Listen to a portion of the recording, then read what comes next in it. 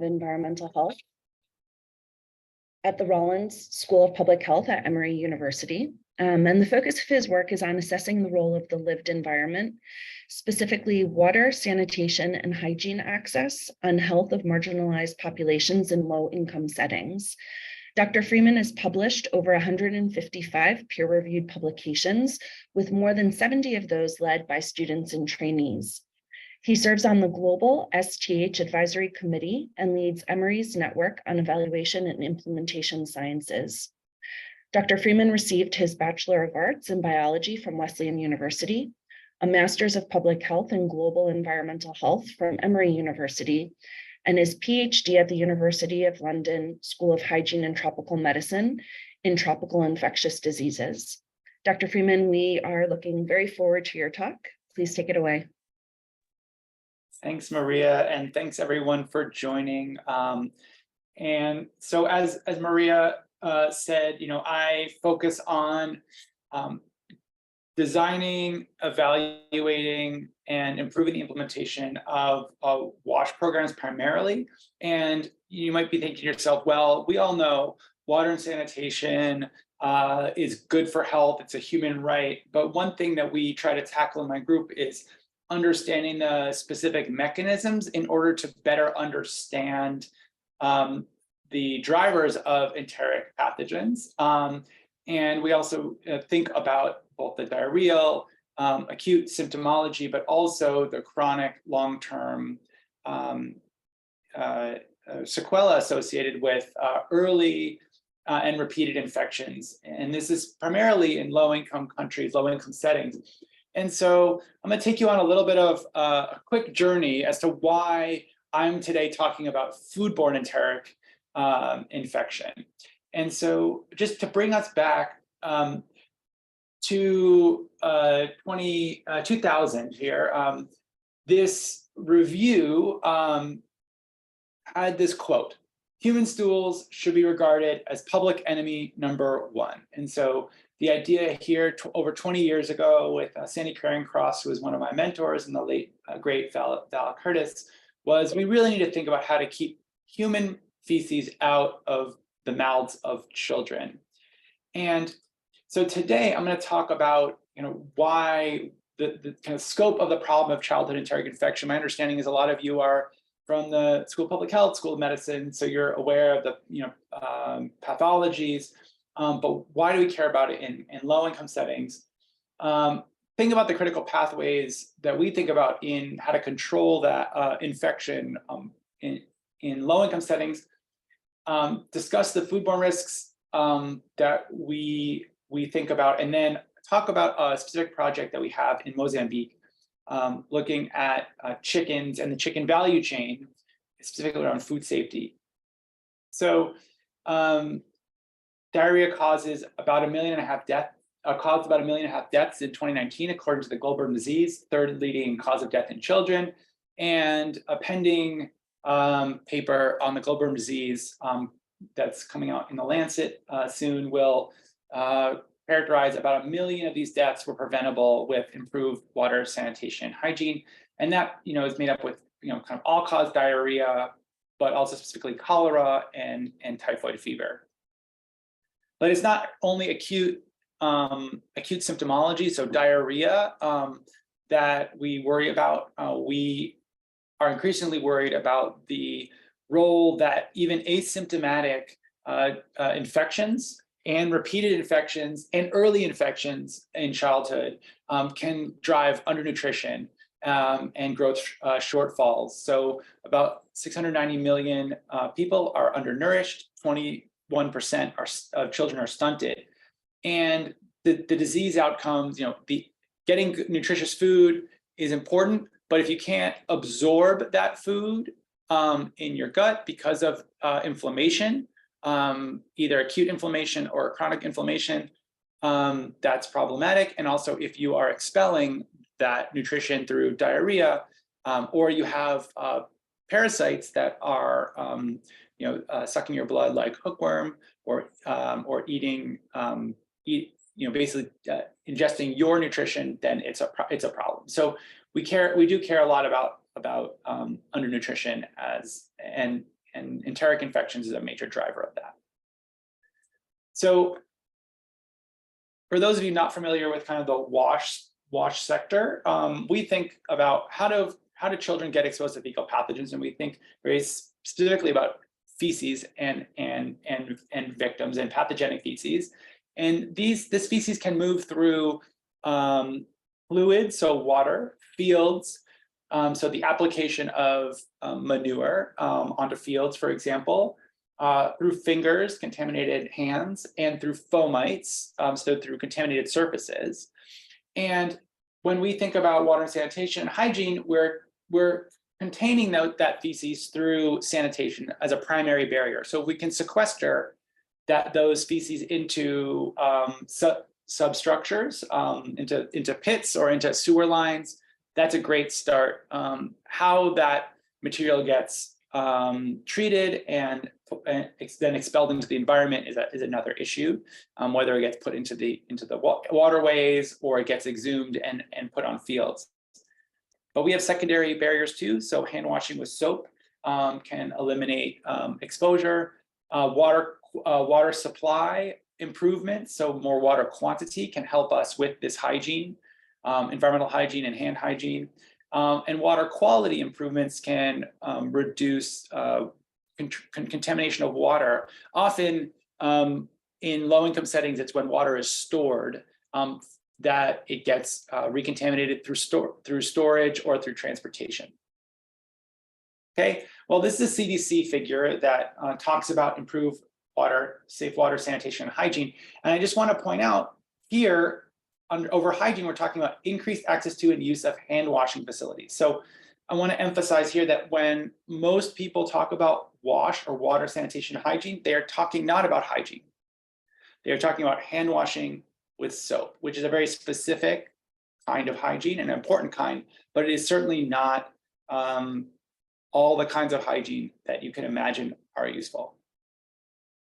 Okay, well, I wanted to raise, there are 3 large-scale trials that came out about 5 years ago. WASH B Bangladesh, WASH B Kenya, and the SHINE Zimbabwe trial. So those are across the top. And they had 3 main outcomes that they were interested in. And these are large, highly well-funded, rigorous intervention trials, efficacy trials funded by the Bill and Melinda Gates Foundation. And they looked at stunting, anemia, and diarrhea. They all had nutrition arms, usually infant and young, integrated young child feeding programs. And they found, as expected, reductions in stunting, reductions in anemia, and in the case of Bangladesh, reduction in diarrhea strictly from IOICF. But they also had at least one other, and in the case of WASH B Bangladesh and WASH B Kenya, 5 other arms that were water, sanitation, hygiene, or combined arms. And they found no impact on stunting and anemia across all 3 studies, and only a reduction of diarrhea in Bangladesh. Now, this created some shockwaves in the WASH community, also in the stunting nutrition community, and it really realigned some of the funding priorities for USAID and other multilateral organizations, but it got a lot of us thinking. And so there were a couple papers that came out with us panicking. What is wrong? Like if this is true, then these well-designed studies that were attempting to achieve high levels of adherence failed to result in long-term or major improvements in health. That means that probably most development studies, most development programs where water and sanitation are being delivered are also not achieving water and sanitation gains. Now, as a caveat, I will point out that we just did publish a Lancet review month and a half ago or 2 months ago, where we did do a meta-analysis and meta-regression and did do report improvements in diarrhea. And as I mentioned, that leads to the global disease publication that's coming out soon. So on a meta-regression level, we do see impacts, but we think that it's probably true that most intervention development programs do not probably lead to appreciable gains in diarrhea or reductions in growth shortfalls. Okay, so why? Well, maybe the wrong pathways were targeted. And then you notice I mentioned water, sanitation, hygiene. And from the title, you can probably guess where I'm going with this, right? So we have these other parts of what we call the F diagram, because there are lots of words that start with F, including feces. So there's also flies and food. And some of these interventions do help mitigate these two pathways. So flies that can land on feces and bring them into fomites or in contact with food, and then food contamination itself. But one of the things it's predicated on is, again, going back to my opening slide, that it's about human feces. But human feces is not the only kind of feces prevalent in these low-income environments. We have lots of livestock. We have lots of free roaming and domestic animals, and also rodents and other pests. And so we can think about food through direct routes, indirect routes that I've been talking about, using feces that go to food, or through fields, but then also this other direct route, which is through the food system, related to butchering practices and markets. And so livestock themselves can be themselves contaminated food if they have high carriage of pathogens, and then they're ill prepared, or they're contaminating kitchen environments. And so we did a review several years ago looking at the Goldberg disease by pathogen, and found that about 28% of pathogens that are attributable to diarrhea are associated with animals. That doesn't mean that 28% of diarrheal cases are zoonotic. That is unquantified. There is an effort to try to quantify this, but as I'll talk about later, the current estimates for foodborne disease are actually just on expert opinion. They're not actually using any quantification. But that means what we're saying here is about a quarter of the pathogens, specifically crypto, non-typhoidal salmonella, EPEC, and CAMPI, are highly prevalent in animals. And it's green because these are protozoa, and the blue because these are bacteria. And so there has been an estimate of the global recoverable human and animal fecal biomass. And I just want you to maybe think to yourself, what's the relationship of animal feces to human feces? And so I'd love to see, just for a second in the chat, does anyone have a guess? Like, what proportion of feces in the world is animal feces? I'm going to look at the chat, see if anyone has any guesses. You weren't expecting to participate.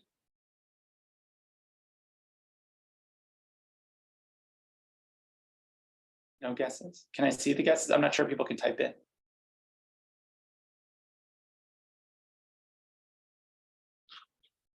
Oh, I see in the chat is disabled. Oh, okay. So Keith said 20% of feces are animal feces. Okay, anyone have any other guesses? So put it in the Q&A, actually.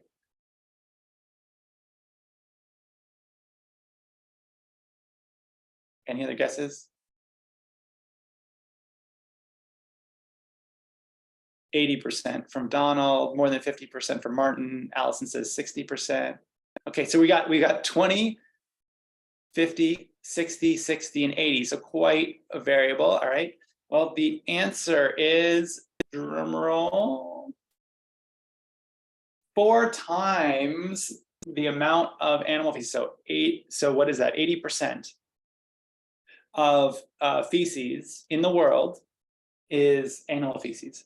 And my PhD student who just defended her dissertation this morning had a great metaphor, which was that, I think she said, the Great Wall of China is 9 trillion tons. It's the largest man-made structure ever made. And the amount of animal feces produced every year is enough for 4 Great Walls of China every year. It's a lot of feces. So there's just been a rapid expansion of global livestock population. We now have 24 billion animals. And domestic animals generate 85% of the world's fecal waste. And a lot of these animals are in high income settings, hog farms and multi-level, pig farms in China, but there are a lot in low income settings, and they are very close to human proximity. So what does that mean? Well, this is a systematic review that was conducted on DHS data looking at stunting, and you can see the different countries along the left side. And so what they found was households that had animals actually had less stunting.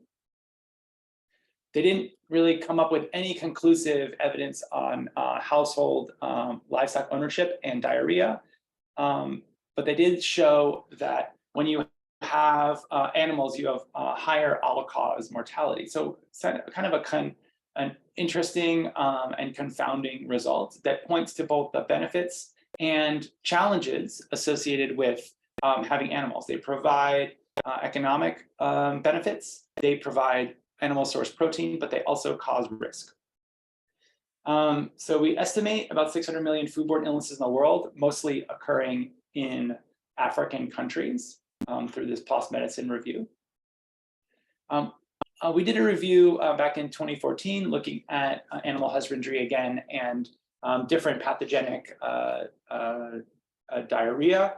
And the only real finding that came out from that is that domestic poultry and livestock exposures are associated with diarrheal risk. And Campylobacter has a clear relationship. So this is one of the main challenges is Campylobacter, and specifically from chickens in the domestic environment. And poultry are specifically challenging. They carry a number of the most important pathogens that are responsible for the highest burden of foodborne disease. Okay, so hopefully I've convinced you that animal feces is a problem, and started to convince you that chickens potentially are one of the linchpin species when it comes to exposure to human to humans. They live in and around a lot of homes, but also that they carry a lot of the more pernicious pathogens.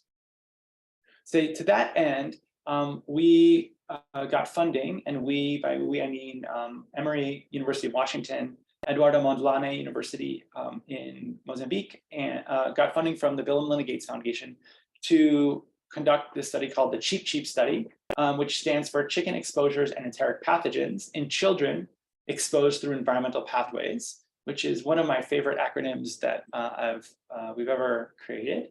And we chose chickens because the Gates Foundation livelihoods team and ag teams are very interested in using chickens as a livelihood strategy. And our point to them was, great, but we need to understand the risks associated with chickens in these contexts. And sorry if you have a disposition when it comes to gore, but here's some photos from just to give you a sense of the markets in Maputo in Mozambique, and how slaughtering works. So chickens are brought into they work through the food system. They make it to markets. A lot of times they end up in cages. They get slaughtered, and they are slaughtered in the same buckets, and the water is reused. There's a lot of litter, as you can see in the bottom left. There are a lot of flies. So markets in low-income settings are a special challenge, but also there are very hygienic conditions in Maputo specifically with industrial processing. So you have, in a lot of these contexts, both the formal industrial process and the informal live market corner store selling process. But there's also a lot of overlap between these. So the first thing, so here, well, I'll say here were our research questions. Number one, what were the locations of behaviors that expose children to chickens. Where along the chicken value chain are poultry-associated pathogens found in the highest concentration? What is the potential impact of controlling each of these pathways, and what are potential strategies that we can do to mitigate these exposures? So for the first two, understanding the location of behaviors and the pathogen concentration, we did a mixed methods study. We did semi-structured interviews across several districts within Maputo, and we interviewed folks at depots, small-scale farms, live markets, grocery stores, corner stores, and households. And basically, we wanted to understand and describe how chickens move through the food system, recognizing that there are three different kinds of chickens broadly. There are broiler chickens that are used for meat, and they are raised and then slaughtered. Layer chickens that are used for eggs, that are raised and kept for egg production. And then indigenous chickens, which are used for both meat and eggs, and they're free ranging, and they exist predominantly in the domestic environment. And so the direct contact with children may be highest for indigenous chickens, but broiler chickens are the most numerous. And so we developed what we call the chick flows, but the chicken value chain. And I'm just going to talk about one of them. We did this for all three, but just for simplicity's sake for this talk, I'll just talk about the broiler chickens, which are generated for meat. So the life cycle of chickens, they have day-old breeder chicks. They become adult chickens. The day-old breeder chicks become the layers, and then they lay the eggs, and then they become day-old broiler chicks. They grow up, and then they become food. That is the life cycle, right? And so we have these industrial processes where this happens at breeder farms and then at commercial hatcheries. We weren't able to get to commercial hatcheries. They are highly protected for biohazard. Then they go to medium scale or outgrowers, and then to commercial abattoirs where they are slaughtered for grocery stores, for example. But so the commercial hatcheries and farms and the commercial abattoirs send meat to grocery stores and restaurants, but also there's imported chicken meat that goes to these grocery stores and restaurants. And those can go to households. But also, when you have commercial hatcheries, these can go to depots, which are where they sell day-old chicks, and those chicks go to small-scale farms. And there are lots of these that produce anywhere between 200 to 1,000 or 1,500 chickens in a flock that are less regulated. And those can also go to grocery stores, but those small-scale farms can also go directly to households as live chickens.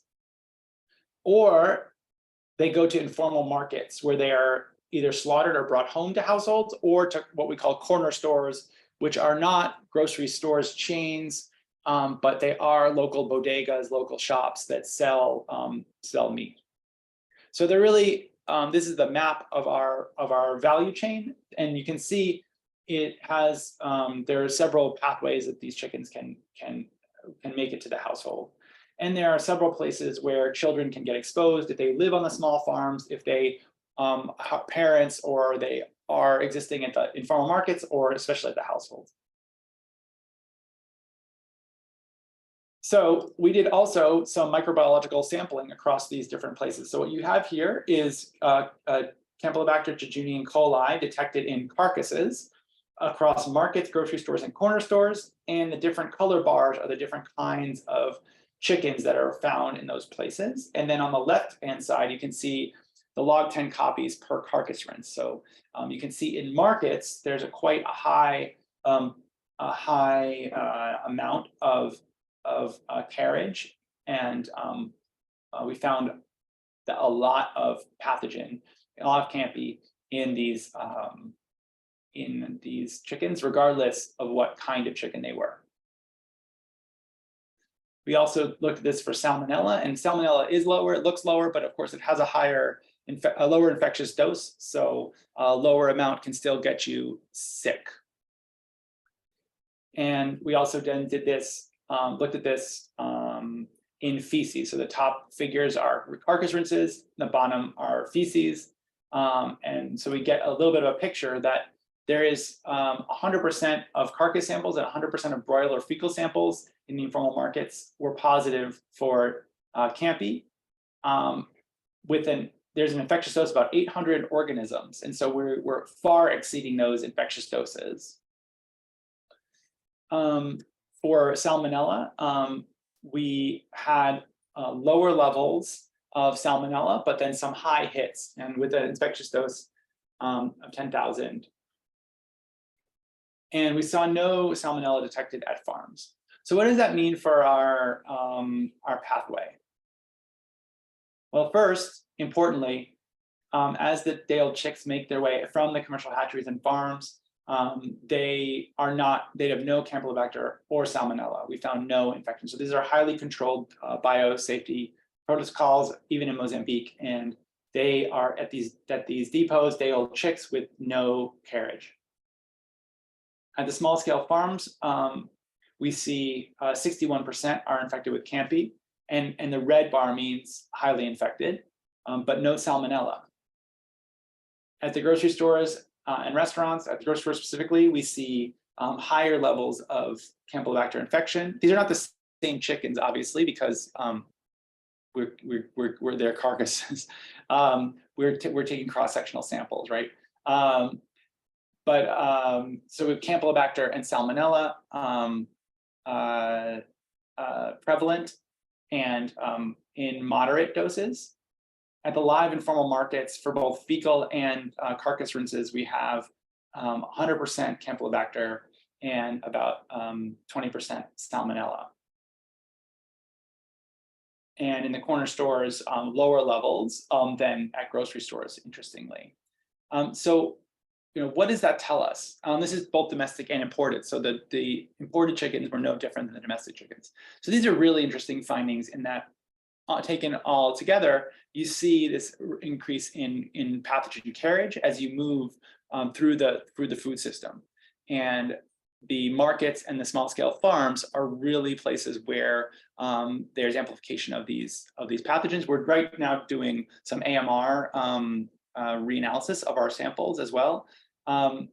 But no part of the food chain is immune to some of these challenges. So we thought to ourselves, well, what do we do about it? How could we potentially mitigate some of these hazards? Because, okay, pathogen carriage is a problem, but it's not a huge problem if actually there are ways that we can mitigate it either at the slaughtering process or at the household level. So what we did was we looked at that slaughtering process, and I mentioned earlier on that a lot in the markets, a lot of the slaughtering, if the slaughtering is done well, there may not be high levels of contamination of the meat. But we looked at the processing water. And so on the left is log 10 copies of in this case, Campylobacter. And at the bottom, we're looking at time of the day. So baseline, and then first sample, and then processing time, so up to 375 minutes. So we're taking periodic samples of the water. And what we expected to find was a slow accumulation if the water was not disposed, a slow accumulation of pathogens. But we didn't find that. Interesting. We found all of a sudden, the dotted line is the rinse water, and the solid line is the carcass contamination. So we saw this rapid increase immediately, and then a plateauing, suggesting that we're reaching some kind of saturation point in the water of pathogen, and it just doesn't ever. It kind of goes up a little bit between the first sample and 2 hours or 150 minutes, but it's really a plateau, and we see no real steady increase, which means that this water is getting contaminated early, and it's very hard to tell actually whether it's cross-contaminating other chickens. And we see similar things for E. coli and for Salmonella, though of course with Salmonella the numbers are a bit lower. Right, so we see 100% of, as we mentioned, CAMPI and E. coli, and about 42% of the water samples and 48% of the carcass samples had Salmonella. Okay, so key findings. So chicken meat purchased from wet markets pose a high risk of human enteropathogens into the household setting. Underscoring the point that 100% of carcasses taken from the markets have Campylobacter. Market contamination is an ongoing issue. Obviously, there's a potential for recombination and increased virulence of some of these pathogens, not to mention all the respiratory issues that we know about in wet markets. Spike in concentrations that remain elevated for the rinse water, suggesting that potentially improving the hygienic slaughtering conditions could help. Different approaches that may be needed to control each of these pathogens need to be thought about either at the farm or at the market level. And I mentioned additional rinse water provisions alone may not be enough, though it may help mitigate some of the pathogen carriage.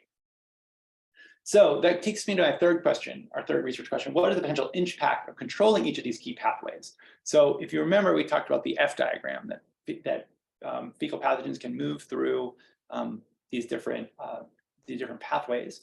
So what do we now know from this, and what do we know about the role of foodborne? Going back to this question of why didn't these studies have an impact? The WASH benefits, Bangladesh WASH benefits, Kenya and SHINE. Why didn't they see a reduction in diarrhea? And so we were hoping that we could do an exercise to try to understand answer this question. So we developed a transmission model analysis, and we built kind of first transmission model related to chickens and human interaction. So we know that enteric pathogens are transmitted through multiple routes, and we want to know the contribution of each of these pathways, and then the potential impact of interrupting each pathway. Okay, so for those of you who don't know transmission dynamic modeling, just quickly, there's a susceptible individual, someone who isn't sick, and an infectious individual, and there's an interchange. And the size, the arrows depends on the prevalence of infection, how people will move from susceptible to infectious. So higher prevalence leads to higher rates of infection. And then these infectious individuals shed into the environment, and then they have clearance and they become recovered. So that's why you have SIR models, if you're heard or familiar with SIR models. And then the environment can also affect the infection rate, right? So higher prevalence yields a higher shedding and higher rate of infection, for example, via water. So without getting into too much of the detail, we have this preprint where we developed this model where susceptible individuals can be infected by humans, by water, by soil, by food, by other live chickens, and by other all sources. So we wanted to see, of these 6 pathways, with the shedding to water and the shedding to soil, which one was most dominant. Now, to build this model, we need to parameterize it, right? We need to figure out what to put in the model, what numbers. And so we used this risk factor for childhood enteric infection in Maputo. So using this rate of Campylobacter of 8% and Salmonella of 21% among children in Maputo. And then the attributable fraction from the WHO FERG report, which I had mentioned earlier, was kind of, it's not empirical, it's expert opinion. So using these rates, we pulled these parameters. And then we also did a population-based survey in Maputo, and we pulled the amount of days per week that children are 5 ate chicken products, like eggs, broiler meat, indigenous chicken meat, any of the above. And then that helps us to interpret the transmission rate for the food to person pathway. So there's a lot more to this, but we basically used a lot. We used a lot of other data from our study, the different pathogen loads that I just talked about, as well as the survey, as well as other published data. And we built a model. And this is kind of what the model looks like. Now, this is maybe opposite of how you might be used to looking at. So this is how much does the simulated prevalence of Campylobacter infection decrease after reducing each pathway? And actually read this right to left as opposed to left to right.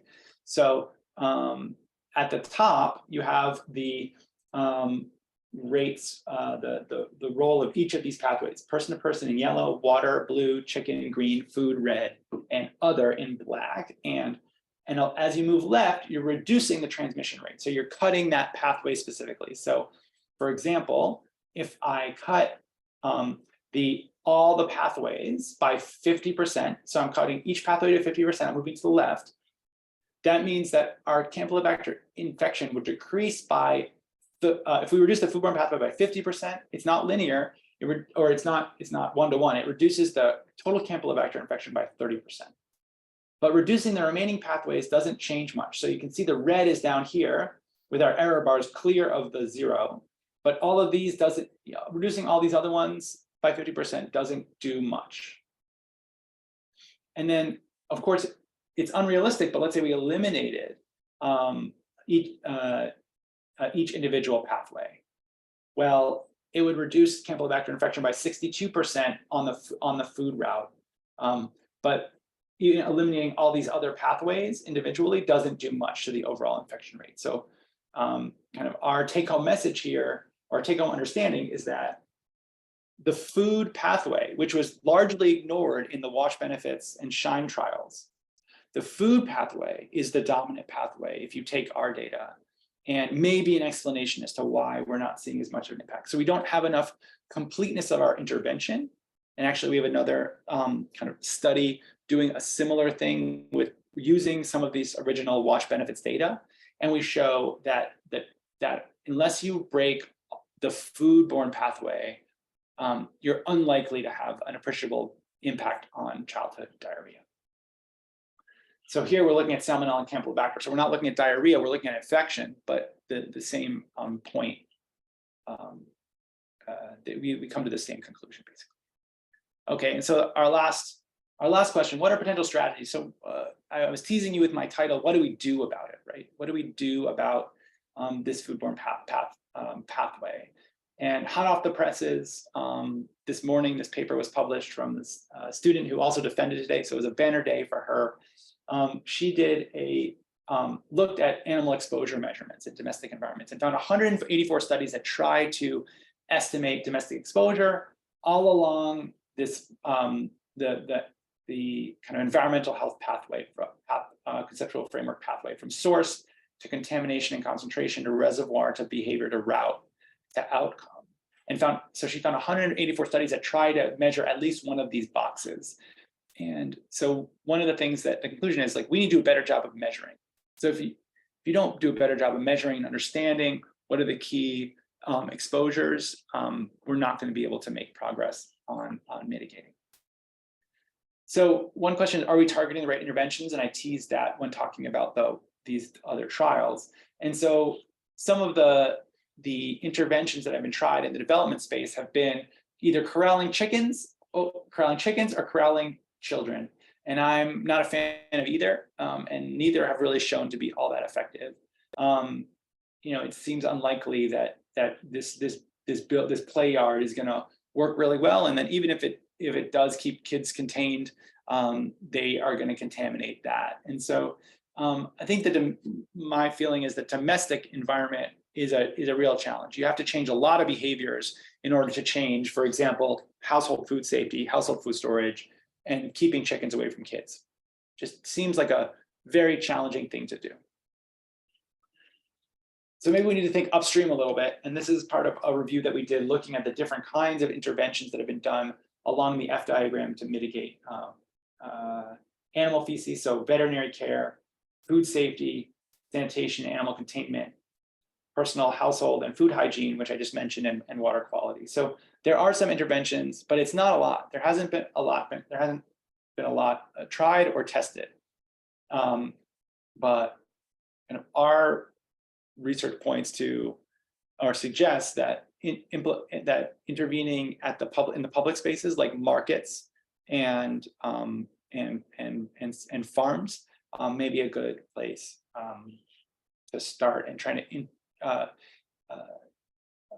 deal with enforcement and regulation in those spaces, and better services, and also incentivization of those that do the selling. So what does this look like in Mozambique and Maputo? So if you look at the number and percent of households that purchase broiler meat, you can see where people are buying this meat. So from farms directly, from markets, from corner stores, and the amount of contamination, right? And so what if we reduce contamination at the corner store by 90%.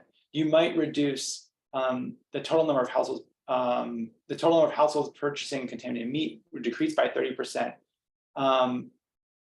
And you would reduce foodborne transmission by 17%.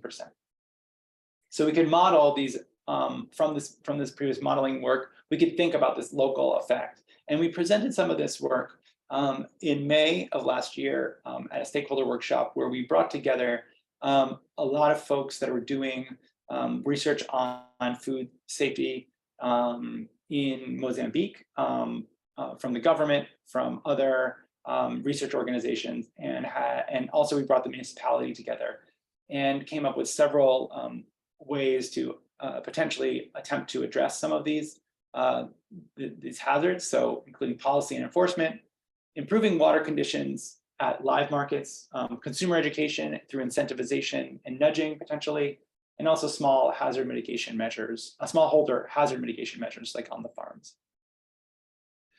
So my take-home points, number one, we will not reduce enteropathogen infection globally if we don't reduce foodborne transmission. I think it's fairly clear.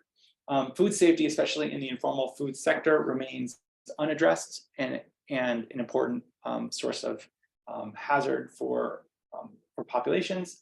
And we really need systems level approaches. The kind of do-it-yourself household level interventions that have been tried are onerous, unscalable, and probably won't work too well.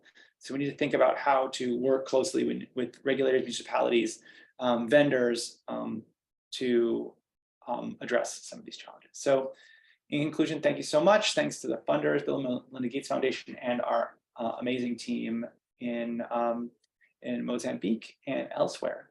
So I'll stop there and take any questions. Thank you so much. Great, thank you, Matt. That was fantastic.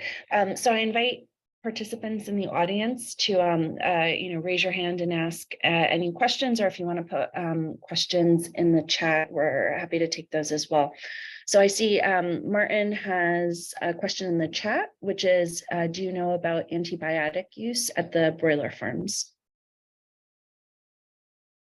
Great. Yes, we did investigate that quite a bit, and it is widely used in the farms. So antibiotics are very commonly used and overused.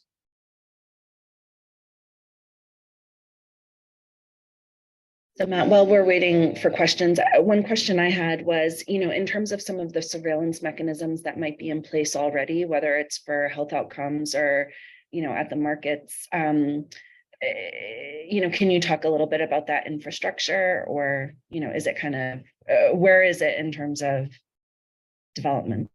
Yeah, I mean, I don't think there's a lot of ongoing surveillance. I think that there are attempts to address to improve surveillance, and I think some of those attempts are also because of cholera, but also because Mozambique is a highly climate vulnerable country with a long coastline. I guess I didn't mention where Mozambique was. For folks who don't know where Mozambique is, it's north of South Africa, and it has a very long coastline. And it's across the kind of bay or sea, I guess, across the sea from Madagascar. So Madagascar sits, there's a body of water between them, and there's a lot of cyclones that develop. So there is a lot of, they're trying to build, the National Institute of Health in Mozambique is trying to build a surveillance system. But otherwise, there's not a lot. I wouldn't say there's like foodborne surveillance going on in Mozambique.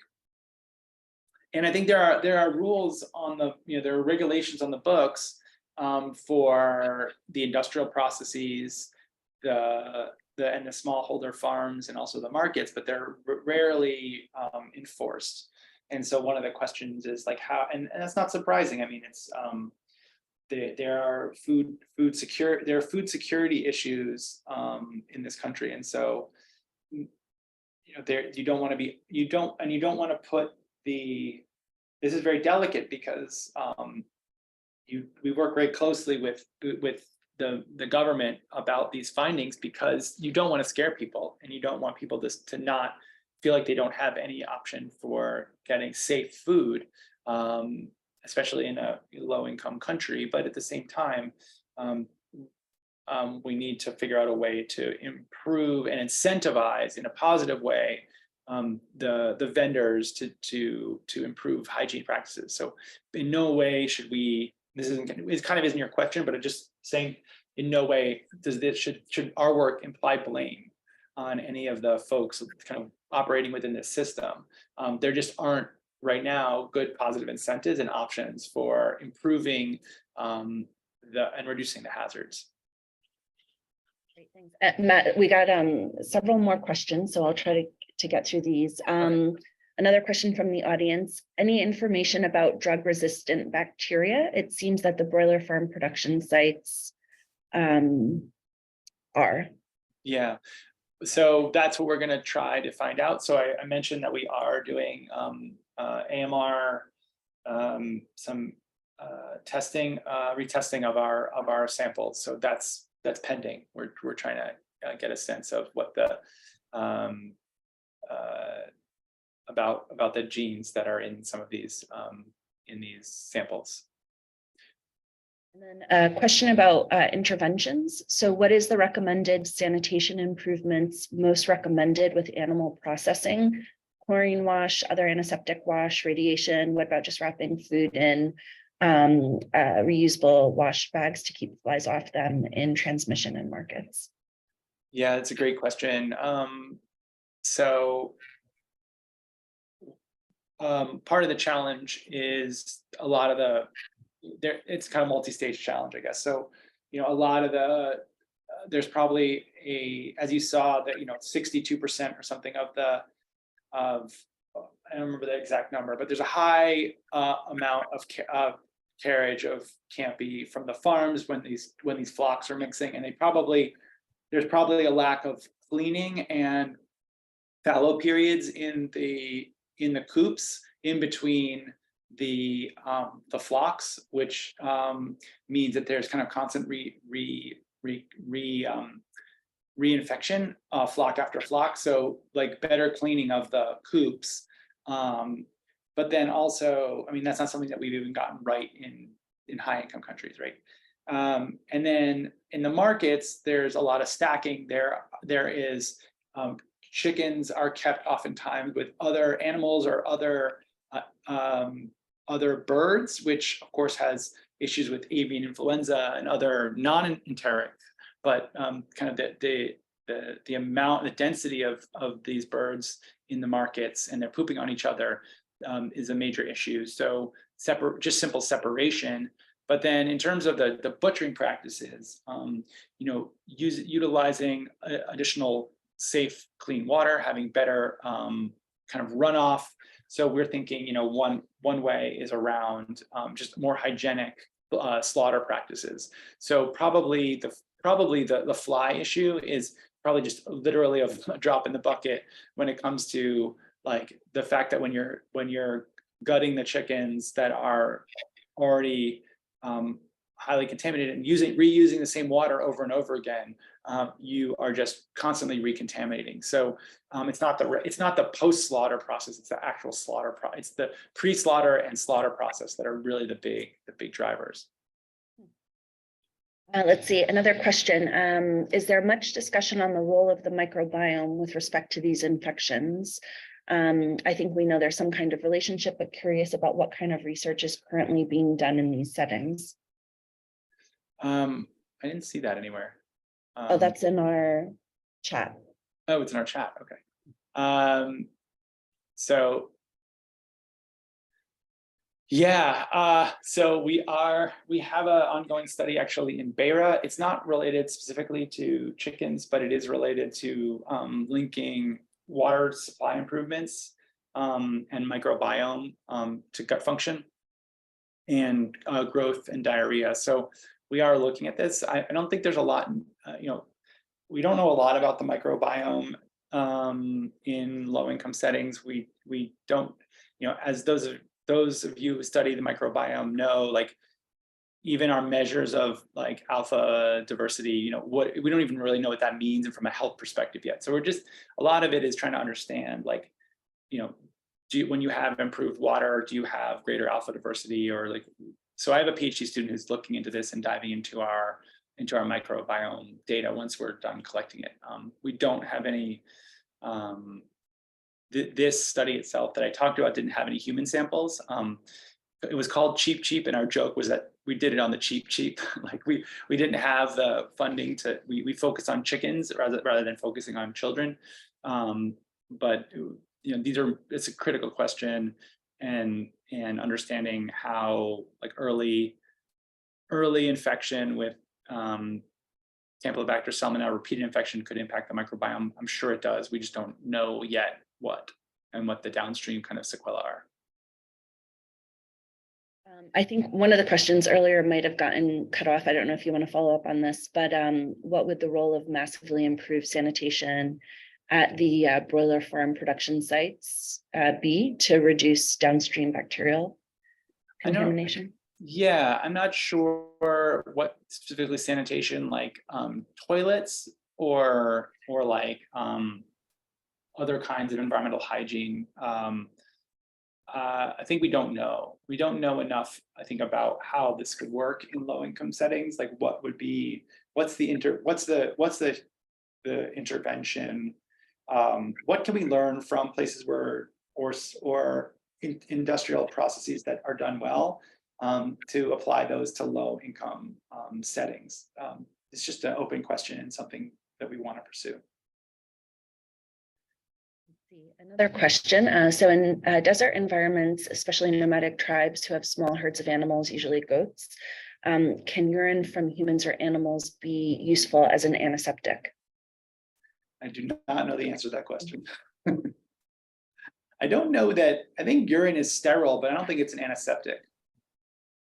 But that's not my area of expertise. I don't know if someone else online knows the answer to that question, but yeah, I don't think urine was an antiseptic. I just thought it was sterile. So, and then maybe a follow-up to that, could you talk about the impact of chlorine washes before consuming? Chlorine washes before consuming. I mean, I think chlorine, I don't know enough about how effective chlorine wash is. I mean, I think you could if you properly handle and cook the meat at your home, that's going to do it, right? But the issue is, do people do that? So, I mean, I don't know that it, that seems to me, it seems kind of obvious that, like, if people handle and cook the meat, right? If you take chicken to your house, you take real good care. You wash your hands. You don't reuse utensils that you use to touch the raw meat. Some people in the U.S. wash their chickens for some reason, but in Europe they don't do that. I don't know that really does it. Even washing, like, chicken breast with water, I don't know that does anything. But everyone's heard that kind of thing, like, well, like, sinks are more contaminated than toilets, right? It's because you're handling produce and you're handling meat. But if you handle it well and you cook it at home, you're going to mitigate most of the issues, right? And in this country, a lot of the foodborne disease comes from kind of things that aren't cooked, like leafy greens. So you will be able to mitigate it through kind of the end user, but that's a challenge. And so I would think it would be even harder to get people to use chlorine wash. So even if it is effective, like, I just don't know. The issue is really the food handling and safety at the end. And even that is a real challenge to apply. Yeah, so I think, Matt, related to that, so I had two questions, which is, you kind of alluded to the fact that household interventions weren't necessarily, haven't proven to be that effective. So just curious, given, the comments that you made now regarding food handling practices, why you think it's maybe upstream interventions that might be more effective. And then also just curious in the open markets, does disposal of the water introduce other, potential pathways for infection and, kind of how that's handled? Yeah, I think from your second question is a great one. It's not only the handling of the rinse water, but it's because there's also cross-contamination, right? So there could be cross-contamination with the other produce in the markets. There's definitely cross-contamination on these small farms. So we went to these small farms, we saw kind of what do you do with all this chicken litter? Chicken litter is amazing for growing vegetables. So you put it right on the vegetables. So and there was one farm we went to where we were kind of watching, and a mother just walked in and bought some leafy greens. They cut it right there, handed it to her. She had a baby on her back. So she was taking these leafy greens from the farm, which had chicken litter used for fertilizer. She was just bringing it back to her house. And so there's definitely cross-contamination issues. There's downstream issues on just in the markets, the water. And so that's definitely something it's interesting to think about. What was your first question? Oh, household-based intervention. So I think a lot of the household-based, there's kind of a discussion right now, like, is it about direct contact with animals, the domestic? It's a kind of subtle point, but there's the domestic animal husbandry and the feces and the direct contact with animals at the home, and then the foodborne pathways and pathogens like food coming into the home. And so I don't think there's a real consensus as to which of these drivers. There are two different pathways of zoonotic transmission. Which of them is more important? And then which one can we impact more? I don't think we know enough to know which that is. Because you can imagine, kids on the ground, mouthing behaviors with all kinds of animals in the yard, like that's a direct exposure. But you could also imagine that chickens that have AMR resistant genes from the markets that are coming home. We were actually surprised how many at these markets. We thought they would all be butchered and sent home, but a lot of live chickens are also purchased and brought home. So there are for butchering at home. And so there are just a lot of challenges. And the idea, my point about moving upstream is that, that's what we've done in the US, right? In the US, we don't ask so much our householders to be the main hazard control for pathogens, right? We've created FoodNet, foodborne surveillance. We've created industrial processes that mitigate a lot of the pathogens before they get to our house. And so the householder is not asked to do a whole lot. This is the same way that, we're not asked to be sanitation engineers or water engineers. We just turn on the tap, we flush the toilet, it works. And there is, I think, a real need for us to, and this is probably true for a lot of global health, right? There's a real need for us as global health professionals to move away from putting the burden of health on the individual. And by individual, I mean the women typically, and the caregivers of the household, and move it upstream to the health system and to the water and sanitation system and to the food system. And that just requires a different way of thinking, but it's easier somehow for us to think that we'll go and change householder behavior one by one. And I don't think that is really the solution. And maybe, a lot of the folks on the call who are doctors who think about global health and global health systems, maybe are nodding their heads, but end user behavior is much harder. And if we can make food in the markets 50% less pathogenic, we're going to have a major impact on the downstream effect, regardless of whether we address household behaviors. Great, and I think those are great closing comments, Matt. So I want to thank you for a fantastic talk, great discussion, and for those who are on the line with us today, just a reminder that our next Global Health Colloquium is going to be April 5th. Which will be featuring Barry Levy, who will be talking about the impact of war on health, human rights, and the environment. So please join us again next month. And Matt, thanks again for your time and a wonderful presentation. Thanks, and happy to chat with folks more. You have my email address, so happy to hear from you. Thanks so much, Maria, and to your team for inviting me.